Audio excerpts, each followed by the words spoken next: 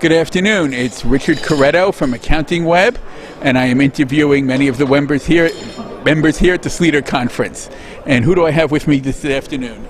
My name is Ed Pratt. I'm the Vice President of Business Development for Tech Atlantis, which owns Tax1099.com, which provides e-file and other services for accountants and small business firms doing 1099s.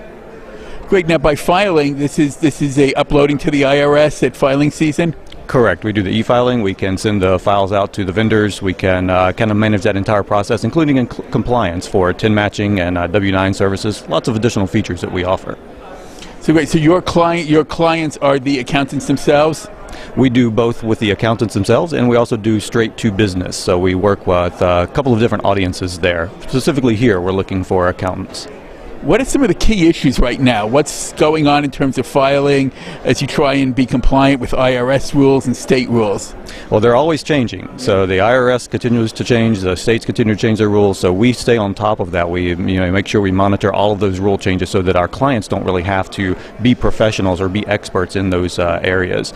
We use cloud tools, so that enables us to make our changes as quickly as possible so that we can roll out any structural or compliance changes that are necessary immediately to our clients, so they don't have to suffer any consequences from being out of compliance for lack of the ability to do their e-filing or do their legislative mandates correctly.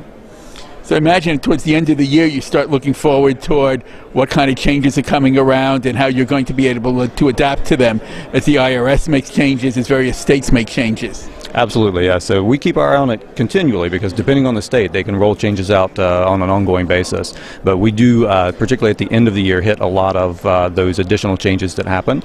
We kind of go into a quiet period, though. The first quarter of the year is when everyone's actually doing the filing, so there aren't so many changes during that time. We get a lot of catch-up going into April, May, June. That's our development time when we go in and we're able to make those modifications going into the next year.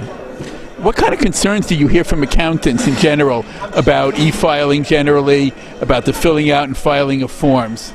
Most of them are actually quite comfortable with doing the e-filing process, with filling out the forms. You know, accountants are so knowledgeable in these areas.